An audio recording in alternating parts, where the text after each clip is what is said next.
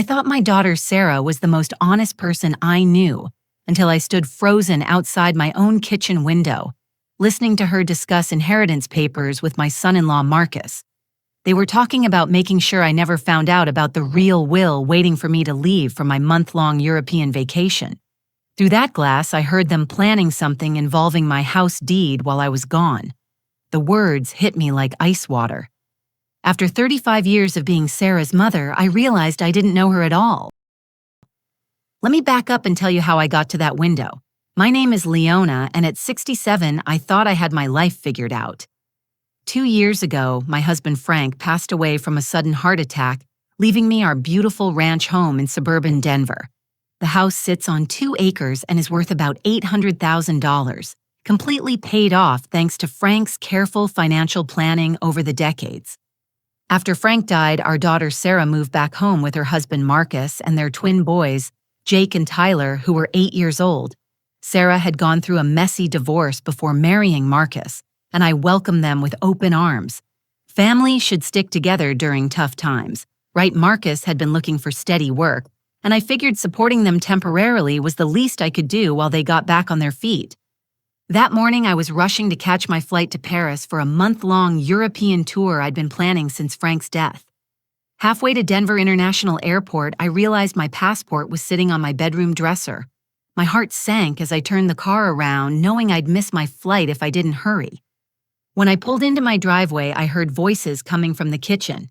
Instead of walking through the front door like normal, something made me pause. The tone sounded secretive, hushed. I found myself creeping around to the side of the house, where the kitchen window was slightly open. Sarah's voice carried clearly through the morning air. "Once we transfer the house into our names, we can take out the equity loan for the restaurant business." Marcus responded in his smooth, confident tone. "Your mom will never know until it's too late. By the time she gets back from Europe, we'll own this place legally."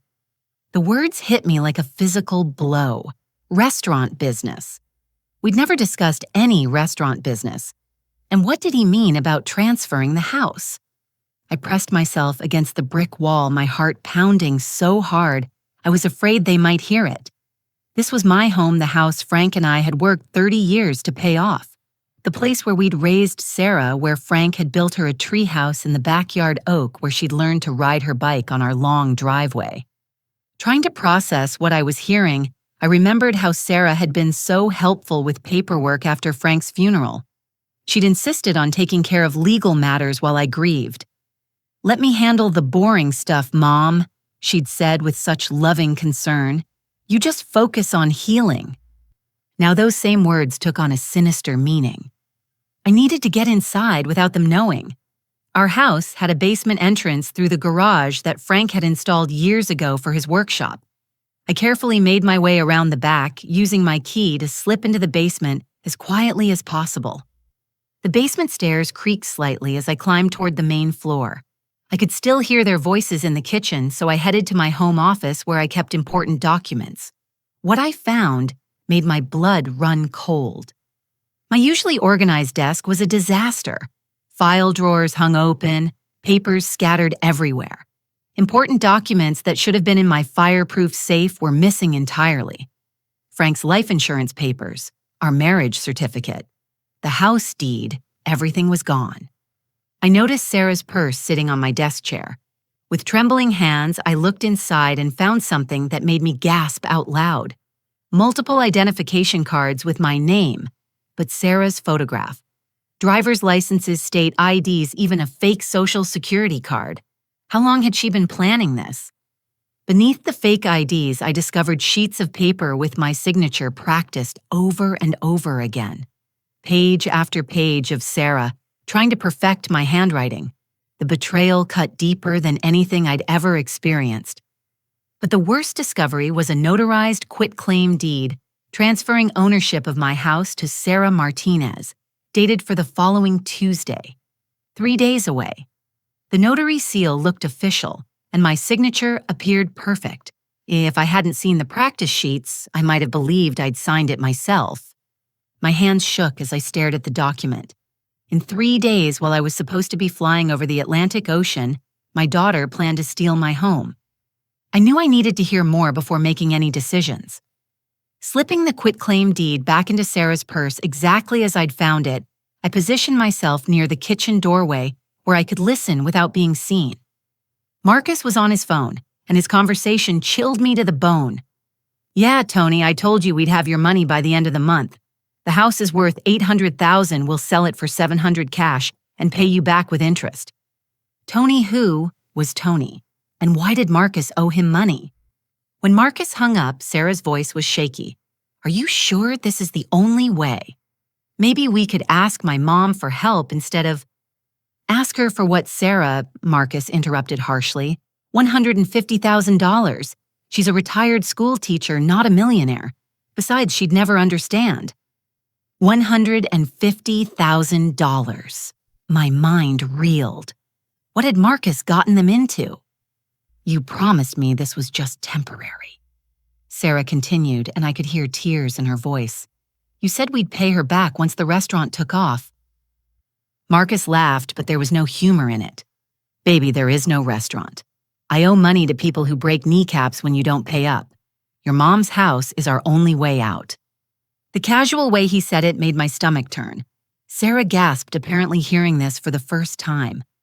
"What do you mean there's no restaurant? You showed me the business plan, the location we looked at." "I showed you what you needed to see to keep you calm," Marcus replied coldly. "Look, I got in deep with online poker, real deep. These guys I owe money to, they're not patient. They gave me until the end of this month to come up with $150,000, or they start hurting people I care about. That includes you and the boys." I heard Sarah sobbing now. "How could you do this to us, to my mother?" "I'm saving us," Marcus snapped. "Your mother is old. She doesn't need a house this big. We'll put her in a nice nursing home when she gets back, tell everyone she's getting forgetful. We've already researched guardianship laws. Once we have legal control, we can manage all her assets properly." The word guardianship hit me like a slap. They weren't just planning to steal my house, they were planning to steal my entire life, my independence, my freedom. "I've already made appointments with 3 different assisted living facilities for next month," Marcus continued. "We'll tell them she's been showing signs of dementia. With both of us testifying to her condition, getting guardianship will be easy." "But she's not showing signs of anything," Sarah protested weakly. "She will be by the time we're done. A little medication in her coffee, maybe some confusion about appointments and dates. Easy to fake." I gripped the door frame to keep from falling. They were planning to drug me to make me appear mentally incompetent. Marcus's phone rang again. This time I heard a different side of the conversation. "No, I haven't told her the real amount," he said quietly. "She thinks it's $150, not $300.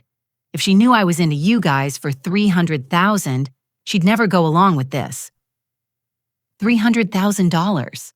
The number made my knees weak. Marcus had lied even to Sarah about the extent of his debts. "Trust me, the house will cover everything with plenty left over," Marcus continued. "We've already got a cash buyer lined up through that real estate agent. Guys willing to pay $700,000, no questions asked, close in 2 weeks. $700,000 for a house worth $800,000. They were planning to sell my home for less than its value to make a quick getaway." When he hung up, Sarah was crying harder. "Marcus, this is my mother we're talking about. The woman who raised me, who took us in when we had nowhere else to go. It's us or your mother, Sarah, and she's old anyway. She's had her life. What about ours? What about Jake and Tyler's future?" The manipulation in his voice was masterful. I watched through the crack in the door as he pulled Sarah into his arms, stroking her hair while she cried. "I never wanted it to come to this," he whispered. "But sometimes we have to make hard choices to protect the people we love." I retreated to the basement, my mind spinning with everything I'd learned. My daughter, the little girl I'd rocked to sleep and helped with homework and walked down the aisle at her first wedding, was planning to destroy my life. The betrayal felt like drowning. For about 10 minutes, I sat on Frank's old workbench and cried. But then something shifted inside me. I remembered Frank's voice from our 42 years of marriage. "Leona, when life tries to knock you down, you get back up swinging." Frank. Something about Frank nagged at the back of my mind. He'd never liked Marcus, had never trusted him. "There's something off about that boy," he'd said more than once. "Keep your important things safe, Leona. You never know when you might need them." At the time, I'd thought Frank was just being overprotective. Now I wondered if he'd seen something I'd missed. Frank used to spend hours in his workshop, and I remembered him mentioning a safety deposit box at a different bank than our usual one. "Just in case," he'd said mysteriously. I'd never asked him to elaborate. His old red toolbox sat in the corner where he'd left it. I'd been too heartbroken to go through his things thoroughly after he died. Now I opened every drawer and compartment until I found a small key taped to the bottom of the middle drawer. Attached to it was a piece of paper with an address for First National Bank across town and a box number. 45 minutes later, I sat in a small private room at First National, staring at the contents of Frank's secret safety deposit box. My hands trembled as I read through everything he'd left behind. There were private investigator reports dated from 2 years ago, right around the time Sarah first started dating Marcus, seriously. Frank had hired someone named Daniel Rodriguez to look into Marcus's background, and what he discovered was horrifying. Marcus had been married twice before, both times to women with money or property. His first wife, Patricia, lost her inherited family farm in Montana after Marcus convinced her to take out massive loans for agricultural equipment that was never purchased. His second wife, Jennifer, signed over her successful bakery business to Marcus before he disappeared with her life savings and left her bankrupt. The investigators' reports included photographs of Marcus with different women in Las Vegas, Denver, and Phoenix, bank records showing him moving money between multiple accounts under different names, criminal background checks revealing arrests for fraud in 3 states, though charges had been dropped when his victims stopped cooperating. But the most shocking discovery was Frank's handwritten note dated just 1 week before his heart attack. "Leona, if you're reading this, something has happened to me, and I never got the chance to protect you properly. Marcus Martinez is a professional con man. He targeted Sarah specifically because I made the mistake of mentioning our family's financial situation at a community barbecue where he was working as catering staff. I have been trying to gather enough evidence to prove this to Sarah and the police, but I ran out of time. Please use this information to protect yourself and our daughter. Love always, Frank." Tears ran down my face as I read Frank's words. Even facing his own mortality, he'd been trying to protect us. The safety deposit box also contained $50,000 in cash, Frank's emergency fund that I'd never known about, and a copy of a new will he'd written but never signed. This version specifically excluded Marcus from any inheritance and placed all our assets in a trust that would protect them from Sarah's husband. At the bottom of the box was a business card for Daniel Rodriguez, the private investigator, with a note from Frank. "If anything happens to me, call Daniel. He knows everything and will help you." I sat in that little bank room for another 20 minutes, reading through every document twice. Frank had tried to save us, but he'd died before he could finish the job. Now it was up to me to complete what he'd started. By the time I left the bank, my sadness had transformed into cold determination. Marcus thought he was dealing with a naive old widow. He was about to discover he'd messed with the wrong family. The first thing I did was call Daniel Rodriguez from the bank's parking lot. His voice was kind but professional when I explained who I was. "Mrs. Thompson, I've been wondering when I'd hear from you. Your husband was a good man who loved his family very much. I'm sorry for your loss." "Thank you," I managed. "I found the safety deposit box. I need your help." "I'm at your service. What's your situation?" I gave him a quick overview of what I'd overheard and discovered. Daniel listened without interrupting, occasionally making notes. "This fits Marcus's pattern perfectly," he said when I finished. "Mrs. Thompson, your husband suspected this might happen.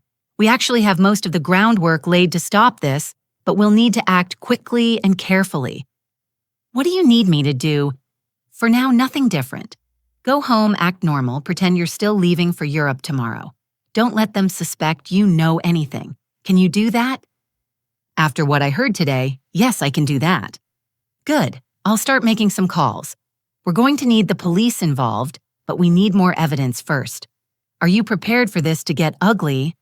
I thought about Frank's note about Sarah's tears, about Marcus's casual mention of drugging me.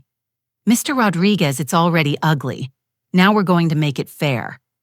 The next 24 hours were the longest of my life. I had to sit at the dinner table with Sarah and Marcus, listen to their fake concern about my trip, accept their hugs and good wishes, all while knowing exactly what they planned to do the moment I left. Sarah kept asking if I had everything I needed for my trip. Are you sure you have your medications organized? Mom, did you remember to put emergency contact information in your purse? The caring tone in her voice made my heart ache. Part of me wanted to believe she was being manipulated, that deep down she didn't want to hurt me. But I'd heard her agreeing to the nursing home plan, heard her discussing my guardianship like it was already decided. Marcus was smoother, more confident. Leona, you deserve this vacation. You've worked hard all your life and Frank would want you to enjoy yourself. Don't worry about anything here. Sarah and I will take excellent care of the house. If I hadn't known better, I might have been touched by his apparent sincerity. That evening, while they watched television in the living room, I called Daniel Rodriguez from my bedroom with the door locked. I've been busy today, he told me. I contacted my former partner who now works with the Denver Police Financial Crimes Unit. Detective Amanda Walsh is very interested in this case, especially when I told her about Marcus's history in other states. What do we do next? We need evidence of the current crimes, not just his past. Tomorrow, when you supposedly leave for the airport, we'll set up surveillance on your house. I've also arranged for some electronic monitoring. What kind of monitoring? Small recording devices and cameras. Nothing illegal since it's your house and you're giving permission. We need to catch them in the act of forging documents and discussing their plans. My stomach clenched. This means Sarah will be arrested too. Daniel's voice was gentle. Mrs. Thompson, your daughter is an adult who's choosing to commit serious felonies. Identity theft, fraud, conspiracy, potentially elder abuse. The kindest thing you can do for her is stop this before she destroys her entire life. He was right. If I let this continue, Sarah would become a criminal. Her boys would grow up with their mother in prison. This was about saving her too, even if she couldn't see it yet. The next morning, I went through the motions of final trip preparations. I packed my suitcases, double-checked my documents, and called the airline to confirm my flight time. Sarah and Marcus hovered around me, helpful and attentive. Mom, maybe you should call us when you land in Paris, Sarah suggested. Just so we know you arrived safely. Of course, sweetheart. The endearment felt like glass in my mouth. Daniel had instructed me to leave normally but return within 2 hours through the basement entrance. He'd have surveillance equipment ready to install while they were out running errands.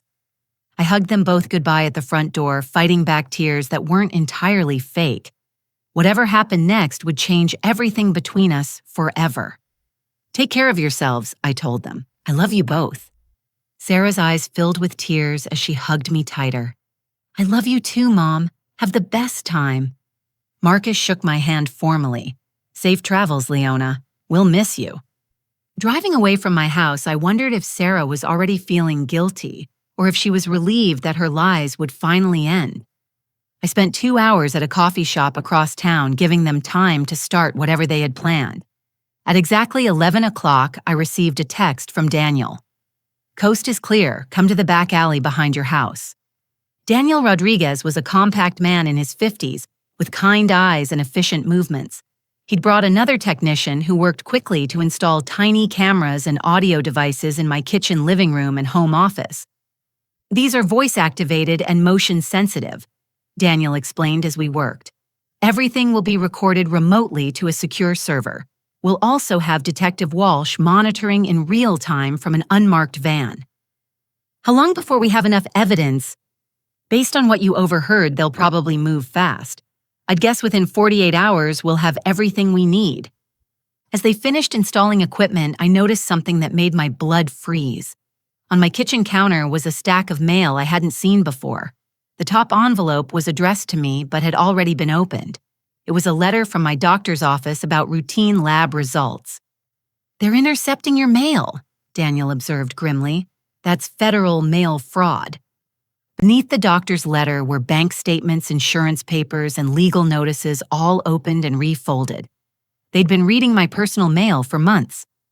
Mrs. Thompson, I need to ask you something important, Daniel said as we prepared to leave.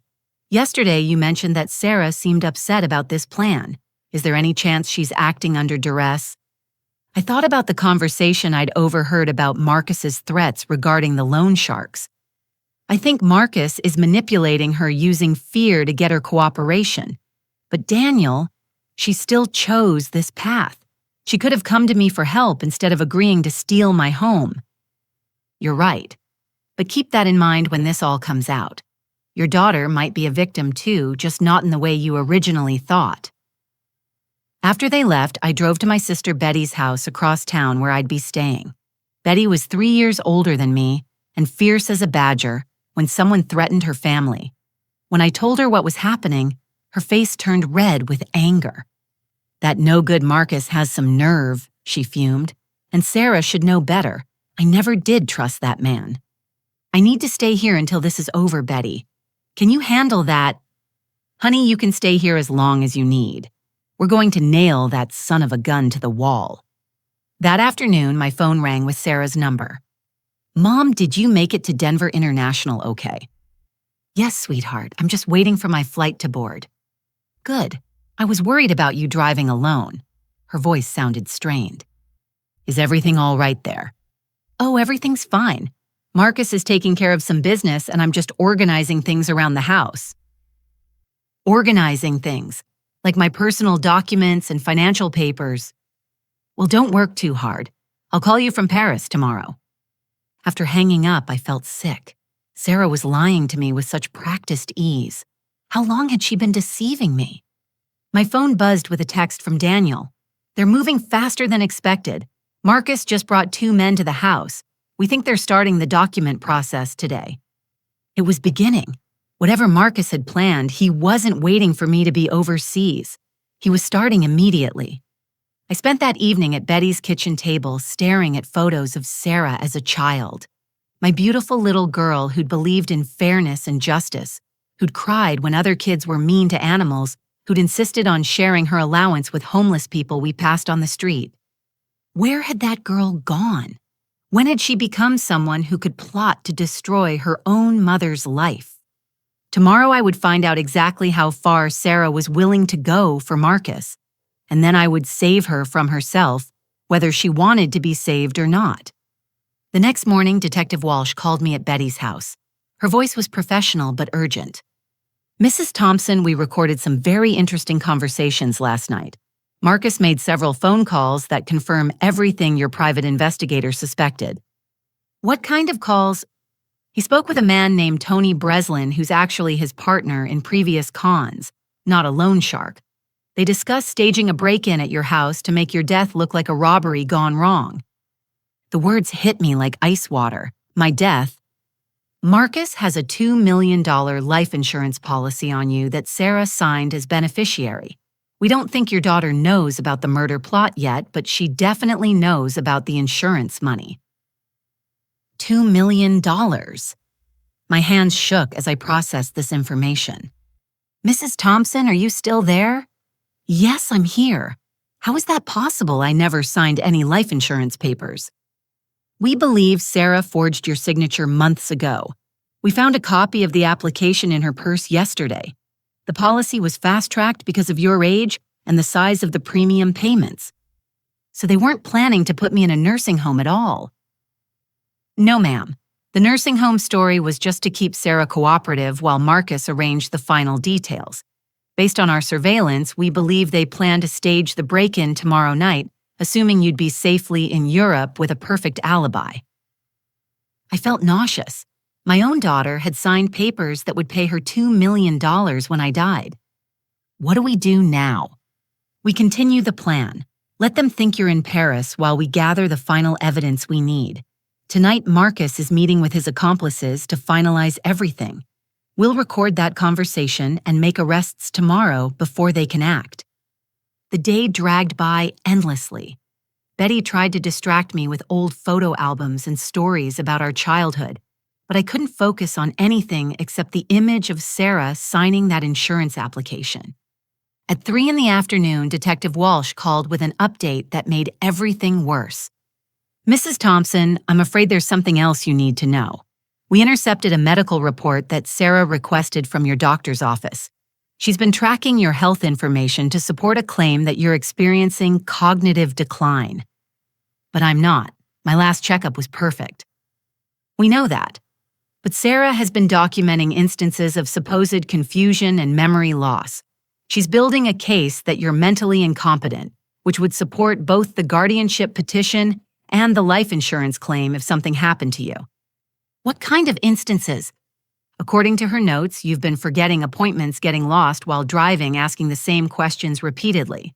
All fabricated, but it would look convincing to an outside observer. The systematic planning of my destruction was breathtaking. Every conversation, every interaction, Sarah had been building a false narrative about my mental state." "Detective Walsh, how long has this been going on?" "Based on the timeline in her notes, at least 8 months, possibly longer." 8 months. Sarah had been planning this since before I'd fully recovered from Frank's death. While I was grieving my husband, my daughter was plotting my demise. That evening, Betty and I sat in her living room pretending to watch television while we waited for news from the surveillance team. At 9:30, my phone rang. "Mom," Sarah's voice sounded strained. "Hello, sweetheart. How are you?" I'm fine. How's Paris?" "Wonderful. I'm having dinner at a lovely little cafe near the Eiffel Tower." "That sounds nice." Long pause. "Mom, I need to ask you something." My heart pounded. "What is it?" "Do you remember signing any papers for life insurance recently?" I gripped the phone tighter. This was it. She was starting to question what Marcus had told her. "Life insurance?" "No, honey, I don't think so. Why?" "Marcus found some papers in your desk and he thinks you might have forgotten about them. They're important financial documents." "I don't remember signing anything like that, Sarah. Are you sure they're legitimate?" Another long pause. "I don't know, Mom. I'm not sure about anything anymore." "Sarah, is everything all right? You sound upset." I miss you. I wish you were here." "I'll be home in 3 weeks, sweetheart. We can talk about everything then." "Okay, I love you, Mom." "I love you too." After hanging up, I stared at the phone in my hands. Sarah was having doubts. Maybe there was still hope for her.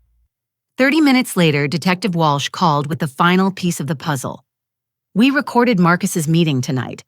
Mrs. Thompson, this is much bigger than we originally thought." "How much bigger?" "Marcus has been running this con for over 5 years. Your daughter isn't his first partner. He's done this to at least 3 other families in different states, always targeting widows with adult children who can be manipulated." "What happened to the other families?" 2 of the women died under suspicious circumstances before their families could collect insurance money. Marcus disappeared before he could be caught. The 3rd woman survived because her son went to police, but she lost everything financially. And Sarah, based on tonight's recording, she still doesn't know about the murder plot, but she's definitely aware that you're not supposed to survive this trip to Europe. Marcus told her you'd probably have a heart attack from the travel stress, and that she needed to be prepared for that possibility. So Sarah knew. Maybe she didn't know the specific method, but she knew Marcus expected me to die while I was away. "Detective, I want this to end tomorrow. I can't bear another day of this." "We're ready, Mrs. Thompson. Tomorrow morning we'll move in and make arrests. Do you want to be there?" I thought about it for a long moment. Did I want to see Sarah's face when she realized I'd been alive and aware the whole time? Yes, I need to be there. But Detective Walsh, I want to talk to Sarah before you arrest her. I need to try to reach whatever part of my daughter is still in there. We can arrange that. But Mrs. Thompson, prepare yourself. She may not react the way you're hoping. I know, but I have to try.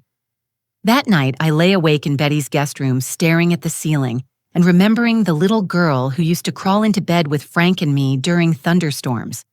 Tomorrow, I would find out if that little girl still existed somewhere inside the woman who had been planning my death. At 6 in the morning, Detective Walsh called to confirm that everything was in place. Marcus had spent the night making final preparations, believing I was thousands of miles away and completely unaware of his plans. "Mrs. Thompson, are you ready for this?" "As ready as I'll ever be." "We'll pick you up at 8. This should all be over by noon." Betty made me breakfast, but I could barely eat. My stomach churned with anxiety and anticipation. In a few hours, I would confront my daughter about the most terrible betrayal imaginable. "You're doing the right thing," Betty assured me as we waited for the police. "Sarah made her choices. Now she has to face the consequences." At exactly 8 o'clock, an unmarked police car pulled into Betty's driveway. Detective Walsh was a tall woman in her 40s, with sharp eyes and a no-nonsense demeanor. She shook my hand firmly. "Mrs. Thompson, I want you to know that your courage in this situation may have saved other families from going through what you've experienced. I just want this nightmare to end." The drive to my house took 15 minutes. Detective Walsh explained the plan as we traveled. "We have units positioned around your property, but they're staying out of sight until we're ready to move. You'll go to the front door as if you're returning early from your trip. We'll be recording everything that happens." What if they panic and try to run? They won't get far. But Mrs. Thompson, I need to warn you again that your daughter may not be receptive to what you have to say. She's committed serious crimes, and people in that situation often double down rather than admit they were wrong. I nodded understanding, but not accepting. I had to believe that somewhere inside Sarah was the daughter I'd raised, to know right from wrong. As we pulled into my driveway, I could see Marcus's car parked near the garage. A second vehicle I didn't recognize sat beside it. According to Detective Walsh, that belonged to Marcus's accomplices, who had come to help stage my murder. My hands trembled as I walked up the front steps to my own house. Taking a deep breath, I used my key to open the door and stepped inside. "Sarah Marcus, I'm home early." The sounds from the kitchen stopped abruptly. Footsteps approached, and then Sarah appeared in the hallway. Her face went completely white when she saw me. "Mom, what are you doing here? You're supposed to be in Paris." "I missed my connection in Chicago and decided to come home instead. Is everything all right? You look like you've seen a ghost." Sarah's eyes darted toward the kitchen where I could hear urgent whispers and the sound of papers being shuffled. "Everything's fine, Mom. We just weren't expecting you back so soon." Marcus appeared behind her, his face calm but his eyes calculating. "Leona, what a surprise. We thought you'd be halfway across the Atlantic by now. Change of plans? I hope you don't mind me coming home to my own house." "Of course not," Marcus said smoothly. "It's your house." For now, his expression seemed to add silently. "Sarah, you still look upset. What's been going on here?" Before Sarah could answer, two men I'd never seen before walked out of my kitchen carrying a large duffel bag. They looked startled to see me. "Who are these men?" I asked. Marcus stepped forward quickly. "Just some friends helping me move some furniture to storage. Nothing for you to worry about, Leona." But I could see the panic in his eyes now. Whatever they'd been planning, my unexpected return had disrupted everything. "Sarah," I said firmly, "I need to talk to you, alone." "Mom, maybe you should rest first. You must be tired from traveling." "I'm not tired, Sarah. I'm confused. Very confused about a lot of things." Marcus moved closer to Sarah, his hand landing possessively on her shoulder. "Maybe this conversation should wait until tomorrow when everyone's had time to adjust." "No," I said, my voice growing stronger. "It can't wait another day. Sarah, we need to talk now." I walked toward the kitchen and Sarah reluctantly followed. The room was a disaster of scattered papers, open filing boxes, and my personal documents spread across every surface. In the center of the kitchen table was a life insurance policy with my name on it and a signature that looked exactly like mine but wasn't. "Sarah," I said quietly, "what is all this?" Her face crumpled and tears began flowing down her cheeks. "Mom, I can explain." "I hope so, because it looks like you've been planning something terrible while I was supposed to be out of the country." Marcus appeared in the doorway behind us, his two accomplices flanking him. The atmosphere in the room had shifted from awkward to dangerous. Leona. Marcus said, his voice no longer friendly. You shouldn't have come back early. Why not, Marcus? This is my house. Not anymore, it isn't. He pulled out a gun and everything changed in an instant. Mom! Sarah screamed, but Marcus grabbed her arm roughly. Shut up, Sarah. This changes things, but we can adapt. Marcus, what are you doing? Sarah struggled against his grip. You said we would never hurt her. I said a lot of things, baby. Most of them were lies. The cruel satisfaction in his voice as he spoke to Sarah broke my heart. She stared at him in horror, finally seeing him clearly. You lied to me about everything. Not everything. You really are pregnant, and I really do need you to keep your mouth shut about what's happened here. Sarah gasped. How do you know I'm pregnant? I haven't told anyone yet. I've been checking your bathroom trash, sweetheart. You're not as careful as you think. The look of violation and betrayal on Sarah's face was devastating. She turned to me with tears streaming. Mom, I'm so sorry. He told me we were just borrowing against the house. He said you'd never have to know that we'd pay it back before you got home. It's all right, Sarah, I said, keeping my voice calm despite the gun pointed at us. I know you were being manipulated. Marcus laughed harshly. Manipulated, Sarah knew exactly what she was signing. The life insurance policy, the quitclaim deed, the guardianship papers. She signed every one of them knowing what it meant. I thought you loved me, Sarah whispered to him. I love your signature on legal documents, Marcus replied coldly. Everything else was just acting. That's when I decided to spring my own trap. Marcus, I said calmly, you should know that I've been recording everything that's happened in this house for the past 3 days. His face went pale. That's impossible. You've been in Paris. No, I haven't. I never left Denver. I've been staying at my sister's house while the police gathered evidence of your conspiracy to commit murder, fraud, and identity theft. The kitchen door burst open as Detective Walsh and 6 police officers flooded into the room. Denver police, drop your weapon.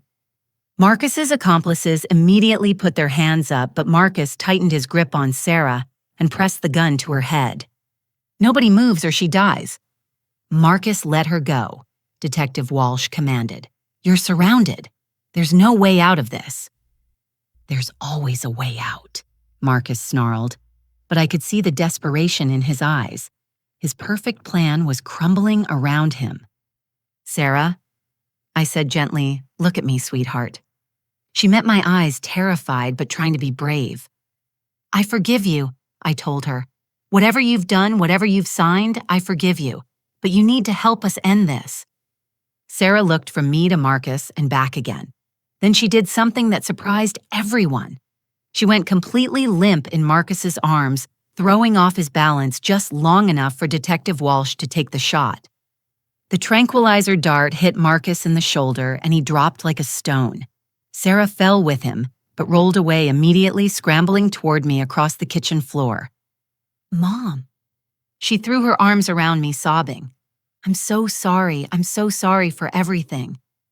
I held my daughter while police officers handcuffed Marcus and his accomplices. Detective Walsh was reading them their rights, but I barely heard the words. All I could focus on was Sarah's tears soaking through my shirt and her whispered apologies. I know, baby. I murmured, stroking her hair like I had when she was small. I know you're sorry. 6 months later, I sat in a courtroom watching Marcus Martinez receive his sentence. 25 years for conspiracy to commit murder, fraud, identity theft, and elder abuse. His 2 accomplices received shorter sentences for their roles in the scheme, but they would still spend significant time behind bars. Sarah had testified against Marcus, and her cooperation with the prosecution had resulted in a plea agreement. She received 5 years probation community service and mandatory counseling for her role in the conspiracy. It was more lenient than it could have been, but Detective Walsh had argued persuasively that Sarah was as much a victim of Marcus's manipulation as I was. The months following Marcus's arrest had been the most difficult of both our lives. Sarah moved out of my house immediately unable to face, staying in the place where she'd planned my destruction. She rented a small apartment across town and threw herself into therapy and preparing for motherhood. Our first real conversation happened 2 weeks after the arrest when Sarah came to the house to pack her belongings. We sat in my kitchen where so many terrible plans had been made, and she told me the whole story. It started so gradually, Mom. Marcus would make little comments about how hard it must be for you to maintain such a big house alone, how you seem tired or forgetful sometimes. He convinced me that you were struggling, but too proud to admit it. And you believed him. I wanted to believe him because it meant I was helping instead of taking advantage. When he suggested the life insurance policy, he said it was just smart financial planning. When he talked about the house transfer, he made it sound like we were protecting your assets from estate taxes. Sarah's voice broke as she continued. I never questioned anything because he made me feel like we were the responsible ones, taking care of family business that you couldn't handle anymore. What about the guardianship plans? He told me you'd be happier in assisted living around people your own age. He said we'd visit every day and that you'd thank us eventually for making the hard decision you couldn't make yourself. The manipulation had been masterful and gradual. Marcus had spent months conditioning Sarah to see me as helpless and herself as my caretaker. By the time he introduced criminal elements, they seemed like natural extensions of their care for me. Sarah, I said carefully, when did you find out about the murder plot? She was quiet for a long time, tears streaming down her face. I swear to you, Mom, I never knew about that part. Never. When he pulled that gun, it was the first time I understood that he meant to kill you. But you knew about the life insurance money. Yes, she whispered. I knew about that. I told myself it was just paperwork, just preparation in case something happened to you naturally. But deep down, I think I knew it was wrong. Her honesty, painful as it was, helped us begin to rebuild trust.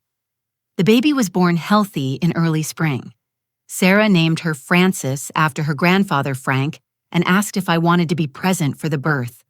Holding my granddaughter for the first time, seeing Sarah's face full of love and determination to be a better mother than she'd been a daughter, I felt hope return to my life. I want to tell her about Grandpa Frank when she's old enough, Sarah said as I rocked baby Frances, about how he tried to protect us even after he was gone. He'd like that, I agreed. Frank always said family was worth fighting for. Is that why you fought for me, Mom? Even after everything I did? I looked at my daughter, exhausted from labor but glowing with new purpose. Sarah, you made terrible choices, but you're still my child. I fought for you because that's what mothers do. We protect our children even when they don't deserve it. I want to make this right somehow. You are making it right. Every day you choose to be honest. Every day you work to become the person Frances deserves as a mother. You're making it right. The financial damage from Marcus's schemes took months to untangle. My lawyer, Bradley Thompson, worked with Detective Walsh to recover assets that had been transferred illegally and to invalidate documents that had been forged. The life insurance policy was canceled and the quitclaim deed was declared fraudulent. More importantly, I used Frank's emergency fund to establish a college trust for Frances. $50,000 that Frank had saved to protect me now became the foundation for his granddaughter's future education. I also made changes to my own life. I updated my will with ironclad protections against fraud, established a power of attorney with my lawyer instead of family members, and installed a comprehensive security system in my house. But the most significant change was in my relationship with Sarah. We rebuilt our connection slowly with complete honesty as our foundation. No more secrets. No more assuming we knew what was best for each other without communication. I realize now that I enabled some of this, I admitted to Sarah during one of our weekly dinners. After your father died, I made decisions about supporting your family without really talking to you about what you needed. I assumed you wanted my help when maybe you wanted your independence. Mom, my bad choices weren't your fault. No, but my good intentions might have made it easier for Marcus to manipulate the situation. If we'd communicated better, maybe you would have felt comfortable coming to me when he first got into financial trouble. These conversations weren't easy, but they were necessary. We were learning to be honest with each other in ways we'd never been before. 1 year after Marcus's sentencing, Sarah surprised me with a proposal. "Mom, I want to move back into the house with Francis, not permanently and not as your dependent. I want us to be partners in maintaining the property and sharing expenses." "What do you mean?" "I've been thinking about this for months. The house is too big for you alone, and I can't really afford my apartment once my maternity leave ends. But more than that, I want Frances to grow up knowing her grandmother the way I should have known mine." We spent weeks negotiating the arrangement. Sarah would pay rent and utilities, we'd share household responsibilities equally, and we'd maintain separate financial accounts with complete transparency. Most importantly, we established boundaries and communication rules to prevent future misunderstandings. It's been 2 years now since Marcus's arrest, and our arrangement has worked beautifully. Frances is walking and starting to talk, calling me Nana, and bringing more joy to my daily life than I ever expected. Sarah has returned to work as a nurse at Denver General, a job that challenges her and gives her pride in supporting herself and her daughter. We still go to family counseling together once a month. Our therapist, Dr. Jennifer Martinez, no relation to Marcus, thankfully helps us navigate the complex emotions that come with rebuilding trust after such devastating betrayal. Forgiveness isn't forgetting, Dr. Martinez reminded us recently. It's choosing to move forward together while remembering the lessons you've learned. The lessons have been profound. I've learned that love without boundaries isn't really love at all, that protecting someone sometimes means forcing them to face consequences for their actions. That trust, once broken, can be rebuilt, but it requires constant care and attention. Sarah has learned that good intentions don't excuse harmful actions, that honesty, even when it's painful, is always better than manipulation, that being a mother means modeling the values you want your child to learn. As I write this, I'm sitting in my kitchen watching Sarah help Frances with finger painting at the same table where Marcus once planned my murder. The room has been completely redecorated, but more than that, it's been reclaimed. It's no longer a place of conspiracy and betrayal. It's become a place where 3 generations of women are learning to build something beautiful together. Frank's spirit feels present in our daily lives. Frances loves hearing stories about her grandfather, and Sarah often says she can feel him watching over us, proud of the family we've become. "Do you think Dad would approve of how we handled everything?" Sarah asked me last week as we worked in his garden together. "I think he'd be proud of both of us," I told her. "You for finding the courage to testify against Marcus and rebuild your life. Me for fighting to save our family instead of just saving myself." This morning, Frances brought me a drawing she made at daycare. It's 3 stick figures labeled Nana the Mama and Frances, standing in front of a house with a big tree. At the top of the paper, in her teacher's handwriting, it says "My Family." Looking at that drawing, I realized that Marcus's plan ultimately failed in the most important way possible. He tried to destroy our family, but instead he helped us discover what family really means. Not blind loyalty or enabling each other's worst choices, but honest communication, mutual respect, and the courage to fight for each other, even when it's difficult. I keep Frank's note from the safety deposit box framed on my nightstand now. His final words to me have become my daily inspiration. Family is worth fighting for. He was right. But I've learned that sometimes fighting for family means fighting against them, first, to save them from themselves. My story might sound dramatic, but the truth is that elder abuse and financial exploitation happen to thousands of families every year. Adult children overwhelmed by their own financial pressures sometimes make terrible choices that destroy relationships and lives. The warning signs are often subtle, taking control of paperwork, isolating the elderly person from other family members, making decisions for their own good without their input. If my experience has taught me anything, it's that we must pay attention to those warning signs and trust our instincts when something feels wrong. Love doesn't require us to be victims. Sometimes the most loving thing we can do is refuse to enable destructive behavior, even when it comes from people we care about deeply. Today, Sarah Francis and I are planting a garden in Frank's memory.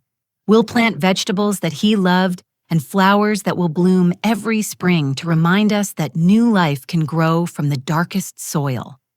As we work together, I'm reminded daily that redemption is possible. Forgiveness is powerful, and families can heal from even the deepest wounds when they choose truth over comfort and love over fear. I never did make it to Paris that year, but I discovered something more valuable than any vacation: the strength to fight for what matters most, and the wisdom to know the difference between helping and enabling. Frank always said, I was stronger than I knew. It just took almost losing everything to prove him right. What do you think you would have done in my situation? Have you ever had to make the difficult choice between protecting yourself and protecting someone you love, who was making destructive decisions? I'd love to hear your thoughts in the comments below. Please like this video if my story resonated with you. Subscribe for more true life stories of family challenges and triumphs, and share this with anyone who might benefit from hearing about the power of forgiveness and the importance of setting boundaries in family relationships. Thank you for taking this journey with me, and remember that no matter how dark things seem, there's always hope for healing and redemption when we choose courage over fear. Until next time, take care of yourselves and the people you love.